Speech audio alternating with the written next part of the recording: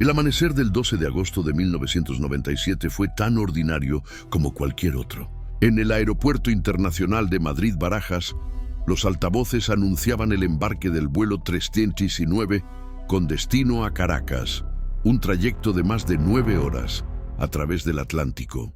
A bordo, 187 personas, ejecutivos, turistas, familias y una tripulación experimentada liderada por el comandante Héctor Valdés, con más de 20 años de servicio. El vuelo despegó a las 08:42 de la mañana, bajo cielos despejados y vientos tranquilos. Pero menos de 4 horas después, la aeronave desaparecería sin dejar rastro, dando inicio a uno de los misterios aéreos más perturbadores de la historia contemporánea.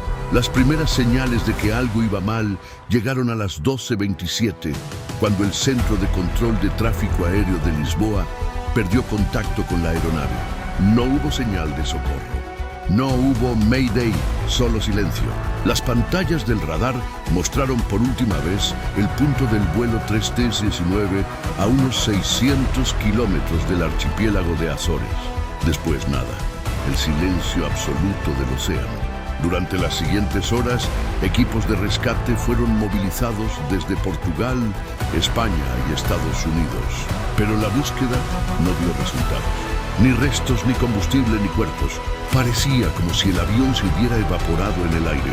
5 días después, una pequeña boya de emergencia apareció flotando cerca de las Azores.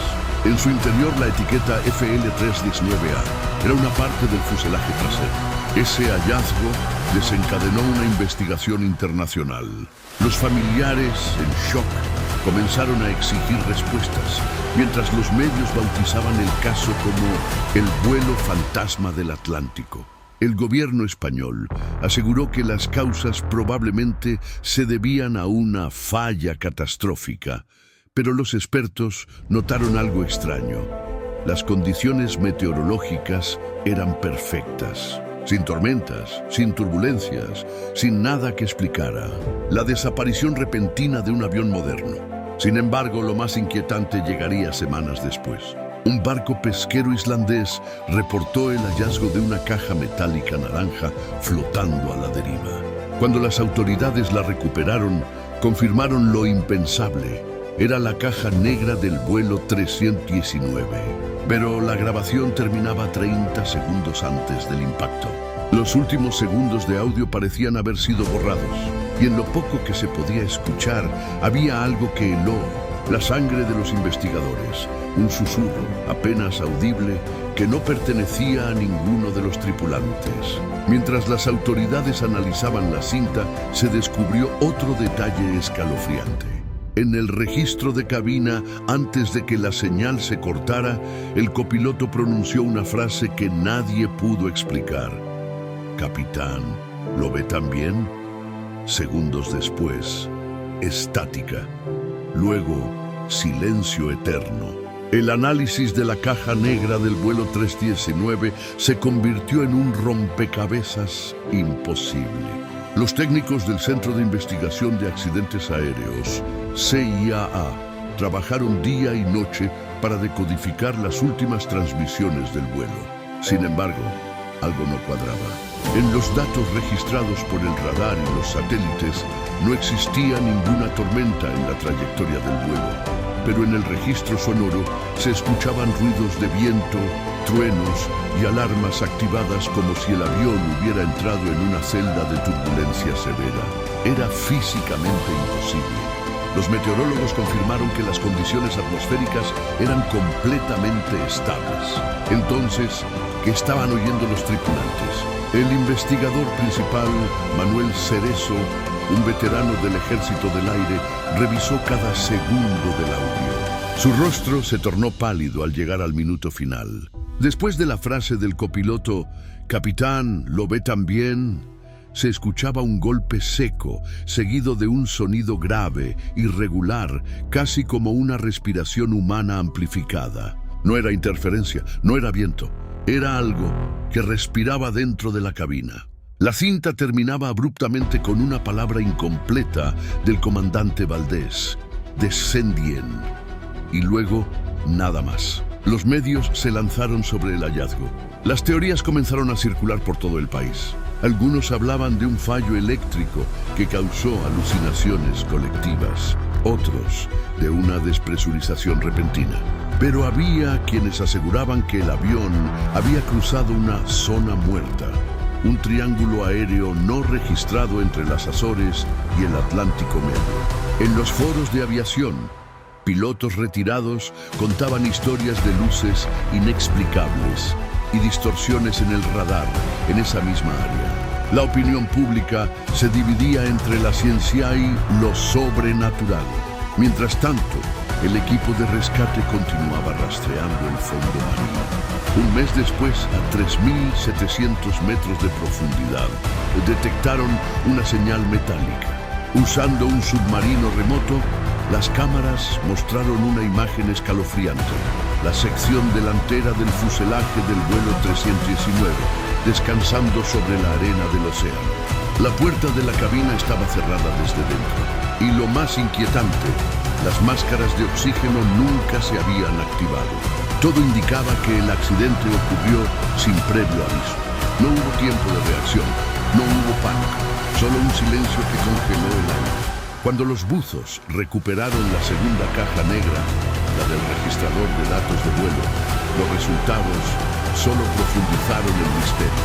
Durante los últimos 5 minutos, el altímetro mostraba variaciones imposibles. El avión subía y bajaba cientos de metros por segundo, pero el motor permanecía estable, sin fallo alguno. Era como si la nave hubiera perdido su referencia espacial, como si el cielo y el mar se hubieran mezclado en un solo vacío. Esa noche, Manuel Cerezo escribió en su informe confidencial una línea que sus superiores más tarde ordenarían eliminar.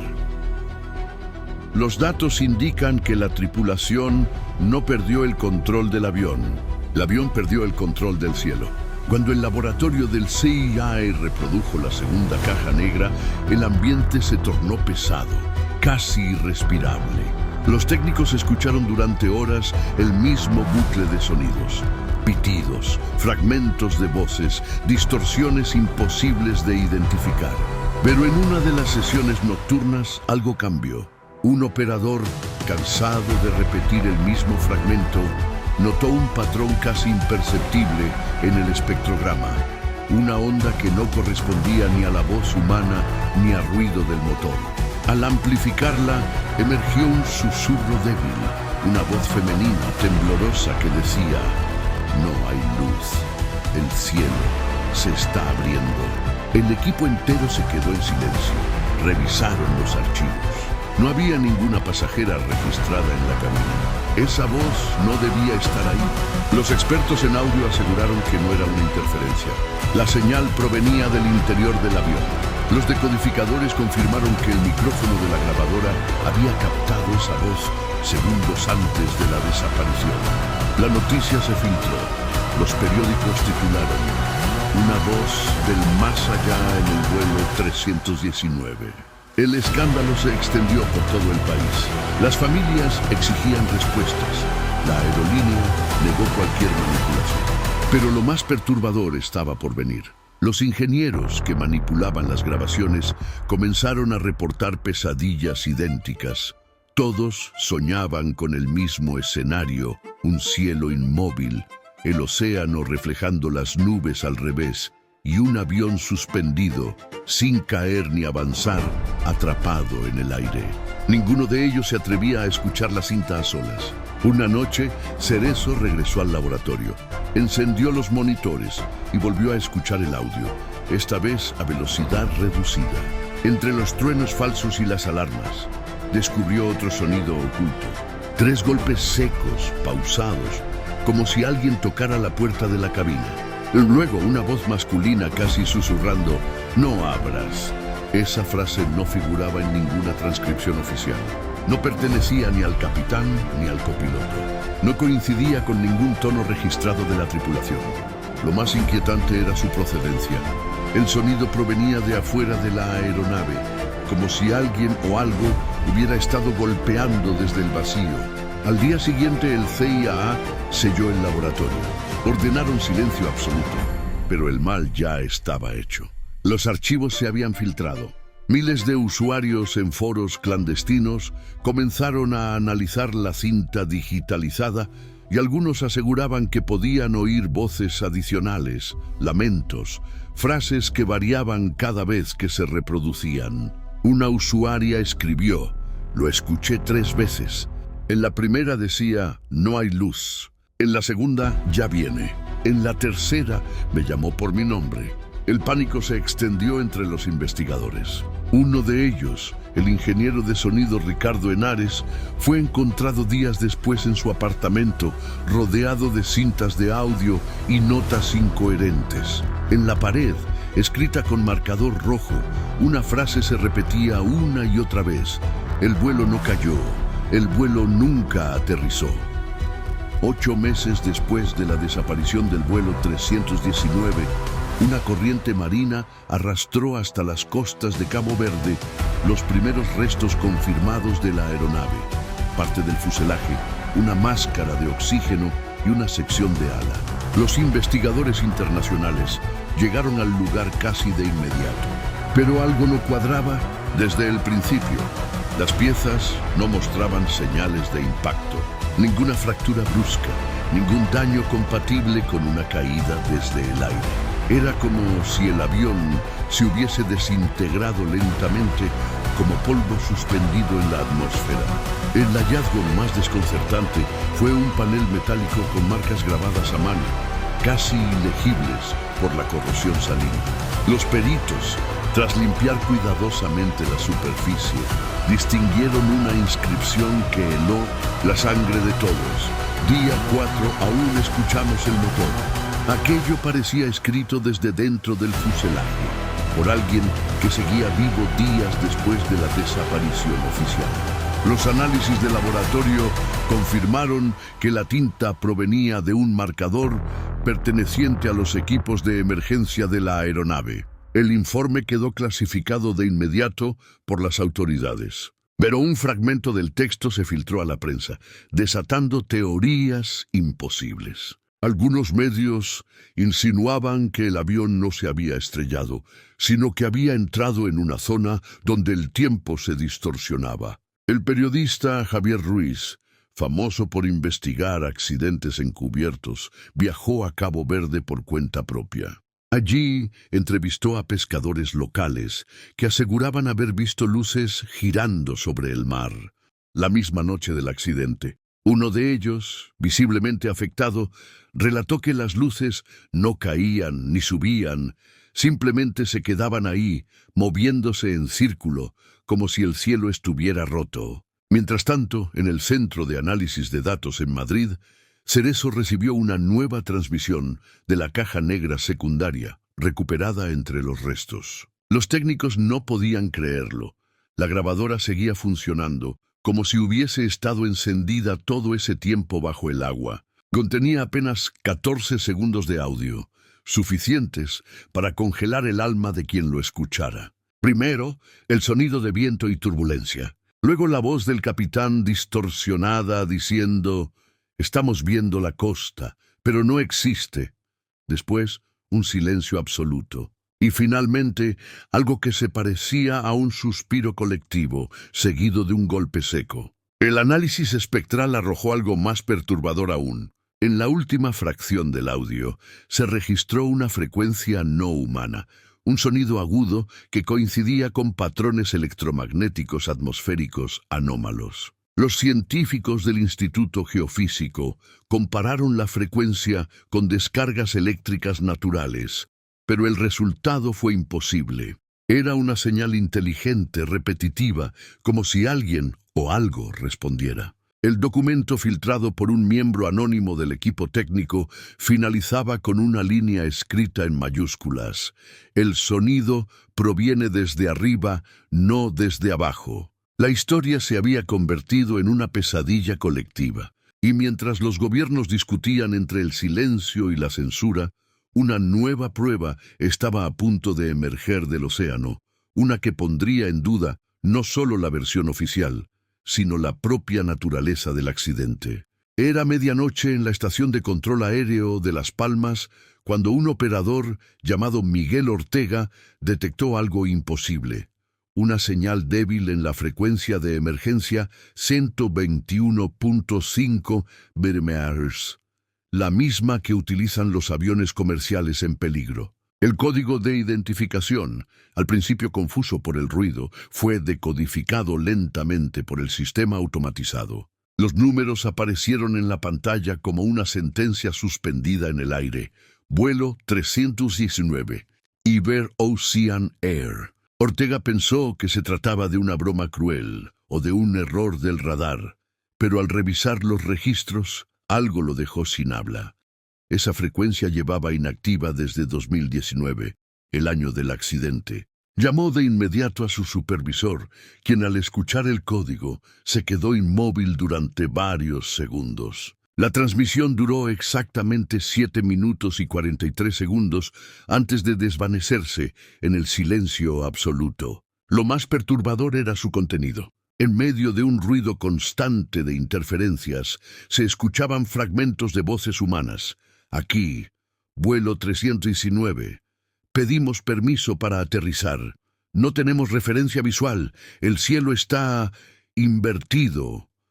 Luego un sonido metálico, como si algo golpeara el interior de la cabina, seguido de un murmullo lejano, imposible de identificar. Las voces no parecían aterrorizadas. Sonaban confundidas, resignadas, como si no supieran en qué lugar estaban ni cuánto tiempo había pasado. El audio fue enviado a Madrid, donde la investigadora Laura Cerezo reabrió el caso bajo un protocolo de emergencia internacional.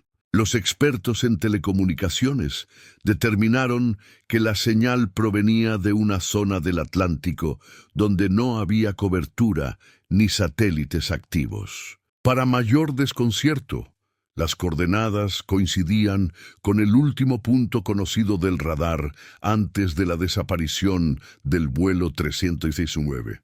Durante los días siguientes, se enviaron equipos al área para rastrear la fuente de la transmisión. Los buques especializados en rescate detectaron una anomalía magnética a 3.000 metros de profundidad, una especie de campo electromagnético circular, como si algo allí abajo siguiera generando energía. Al descender un dron subacuático, las cámaras captaron una imagen que dejó a toda la sala en silencio, una estructura metálica cubierta de algas, con luces intermitentes que aún parpadeaban. Los técnicos aseguraron que era el fuselaje del vuelo 319. Sin embargo, al analizar las dimensiones del objeto, descubrieron que era más pequeño que un avión comercial. La forma parecía irregular, casi orgánica, como si el metal hubiera cambiado de textura con el tiempo. La transmisión volvió una semana después.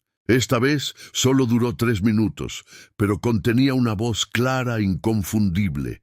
Cerezo, no estamos muertos. El tiempo no avanza aquí.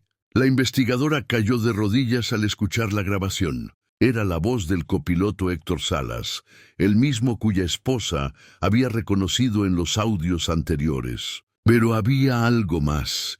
La voz parecía más joven, como si el tiempo efectivamente no hubiese pasado para ellos. A partir de ese día, el proyecto pasó a estar bajo vigilancia militar. Se prohibió toda filtración, y los medios recibieron una versión oficial: error de interferencia en el radar. Pero esa misma noche, en los foros de aviación clandestinos, apareció un archivo anónimo titulado 319 señal final.wav. Quien lo abrió describió haber escuchado no solo voces humanas, sino también un sonido que se repetía cada 3 segundos, un pulso grave, casi imperceptible, acompañado de un mensaje en frecuencia baja que al ralentizarse revelaba una frase escalofriante: no deberían haber cruzado. El misterio del vuelo 319 estaba lejos de terminar. En los laboratorios secretos, Cerezo y su equipo analizaban un último fragmento del mensaje, una coordenada que parecía señalar algo en medio del océano. pero también, al descifrarla, apuntaba hacia una dirección imposible, el mismo lugar donde había despegado el vuelo, 4 años atrás. Eran las 5:47 de la madrugada cuando un radar costero, al norte de Cabo Verde, registró una señal no identificada aproximándose lentamente al espacio aéreo. El controlador, al revisar el código, sintió un escalofrío recorrerle la espalda. IBO 319. Era imposible. Ese vuelo estaba desaparecido desde hacía 4 años. Intentó establecer contacto de inmediato. Nadie respondió. Pero la señal era clara, constante, idéntica a la de un avión en trayectoria de aterrizaje. Minutos después, un pescador local afirmó haber visto algo. En el horizonte, una luz que emergía del mar, no como una bengala ni como un barco. Parecía una ciudad flotando, dijo. La guardia costera fue alertada. En cuestión de horas, un helicóptero sobrevoló la zona, y allí estaba. El vuelo 319, flotando en la superficie del océano, completamente intacto, sin señales de daño ni corrosión. Las hélices del motor estaban inmóviles, las ventanas empañadas, pero el fuselaje parecía recién pintado. Cuando los rescatistas abordaron la nave, el silencio era tan profundo que parecía absorber el sonido del mar. Dentro, los asientos estaban perfectamente alineados, las bandejas cerradas, las cortinas intactas. El olor a metal y humedad era denso, casi irrespirable. En la cabina, los relojes marcaban una hora exacta, 05:47, el mismo instante en que el radar captó la señal. Pero lo más perturbador estaba por venir. En los asientos 12A y 12B encontraron 2 teléfonos encendidos, con batería completa, ambos pertenecientes a pasajeros desaparecidos. Uno de ellos mostraba una notificación reciente, sin señal, reintentando conexión, con una fecha imposible, noviembre de 2025, 4 años después del accidente. Los cuerpos estaban allí, todos, sentados como si el vuelo jamás hubiese terminado. Ninguno mostraba signos de descomposición. Los análisis posteriores revelarían algo inexplicable. No había actividad celular ni deterioro orgánico alguno. Era como si el tiempo se hubiera detenido en el instante del impacto. Cuando Laura Cerezo llegó al lugar, pidió que nadie tocara nada. Caminó lentamente por el pasillo, mirando los rostros inmóviles. En el asiento del copiloto encontró la grabadora de vuelo encendida. La pantalla mostraba una sola palabra. Rewind. La presionó. El audio comenzó con interferencias. Luego se oyó la voz del capitán, tranquila, serena. Estamos volviendo a casa, pero no sabemos cuál es. De fondo, se escuchaba un ruido similar al de un motor que no pertenece a ninguna aeronave conocida. Un zumbido profundo, casi subterráneo. Luego, la voz de una mujer, su tono dulce, cansado, dijo: «No dejes que nos olviden». La grabación se cortó. Aquel día, los científicos del Instituto de Aeronáutica registraron una anomalía temporal.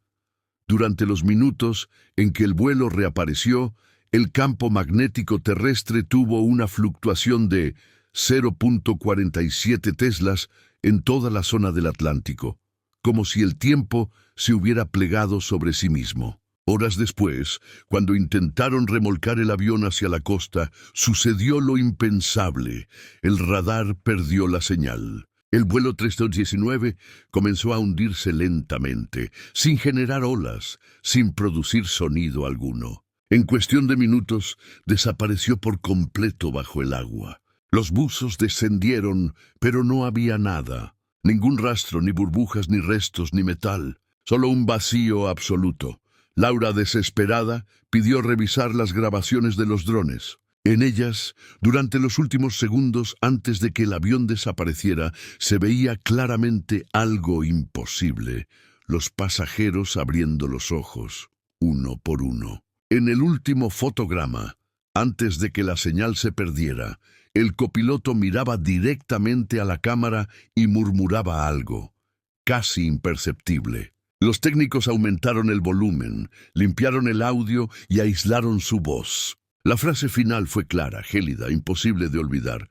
Nunca aterrizamos. El caso fue archivado bajo confidencialidad absoluta. Todos los documentos oficiales fueron sellados con la etiqueta Fenómeno Clase Hecho 9, inaccesibles para el público. Pero un año después, en un foro de aviación, un usuario anónimo subió una imagen borrosa del océano tomada desde un satélite meteorológico. En la superficie, a contraluz, podía distinguirse la silueta inconfundible de un avión, avanzando lentamente hacia el oeste. El vuelo 319 seguía allí, volando entre el silencio y el tiempo. Era medianoche del 14 de diciembre de 2026, cuando una estación de radio aficionada en Recife, Brasil, captó una frecuencia antigua, inactiva desde hacía décadas. Sonaba distorsionada, con interferencias eléctricas y un ruido de fondo idéntico al de un motor a reacción. El operador, un técnico jubilado llamado César Nóbrega, grabó el audio durante exactamente 7 minutos antes de que desapareciera del espectro. Lo que escuchó esa noche lo perseguiría hasta su último día. La transmisión comenzó con una voz femenina, débil, quebrada. Vuelo 319 solicitando permiso para aterrizar. Coordenadas. El resto fue ruido. Luego, un silencio tan largo que el técnico pensó que se había cortado la señal. Pero entonces se oyó algo más, el llanto de un niño, un sollozo breve, humano, seguido por la respiración entrecortada del capitán. Hemos estado volando sin amanecer. El mensaje se interrumpió con un chasquido metálico, como si un interruptor se hubiera activado y un pitido constante llenó el aire. La frecuencia entera se saturó. Los instrumentos de Nóbrega comenzaron a fallar, y las agujas del medidor de señal giraban sin control. Aún así, continuó grabando. Sabía que aquello no era una interferencia normal. En medio del caos eléctrico, una última frase emergió, nítida, escalofriante. El tiempo no nos deja bajar. 2 minutos después, el radar civil de Fernando de Noronha detectó un eco inusual a 11.000 metros de altura. El objeto se desplazaba a velocidad constante, rumbo noroeste. La torre de control intentó comunicarse. La respuesta fue automática, robótica. Vuelo 319, listo para aterrizar. No había ningún vuelo programado con ese número. Las autoridades descartaron la grabación como un error técnico. Pero la caja negra, recuperada meses atrás del fondo del Atlántico, fue reexaminada. Los ingenieros descubrieron que aún emitía una débil señal eléctrica, como si estuviera recibiendo instrucciones desde algún punto del cielo. En su memoria digital apareció un nuevo archivo con fecha actual, 14-12-2026. El archivo contenía solo un sonido, un leve zumbido, interrumpido por lo que parecía ser el compás de una respiración humana. Al analizar la frecuencia, descubrieron un patrón, un mensaje en código Morse. No estamos muertos. Los investigadores del Instituto Europeo de Aeronáutica quedaron atónitos. El código provenía de una altitud imposible, justo sobre el Atlántico, en la misma ruta donde el vuelo 319 había desaparecido. La señal se repitió durante 319 segundos exactos y luego se desvaneció. Un año después, un satélite ruso captó algo sobre el océano Atlántico, una sombra alargada, translúcida, con forma de avión, volando en dirección contraria al viento. No reflejaba la luz del sol, pero proyectaba una sombra sobre el agua. Los radares no la registraron. Esa fue la última vez que alguien oyó hablar del vuelo 319. Sin embargo, cada 14 de diciembre, en la misma frecuencia, 121.9 MHz, la usada para emergencias aéreas, operadores de distintas partes del mundo aseguran escuchar una voz femenina susurrando: «Estamos llegando a casa». Nadie ha podido rastrear la fuente. Nadie ha podido explicar cómo un vuelo perdido puede seguir pidiendo permiso para aterrizar después de tantos años. Y aunque los gobiernos insisten en que todo es una coincidencia atmosférica, Hay pilotos que confiesan en silencio que, cuando vuelan sobre esa región del Atlántico, sus instrumentos se comportan de forma extraña. La brújula gira sola, el altímetro se detiene por segundos, y una voz fantasma, suave y distante, se filtra en los auriculares. Vuelo 319. Autorizado para aterrizar. El mar sigue allí, reflejando una sombra que cruza el cielo cada noche, sin dejar rastro. Un avión atrapado entre el silencio y el tiempo. Un vuelo que nunca tocó tierra. Y un eco que todavía repite una y otra vez el mismo mensaje: no nos olviden.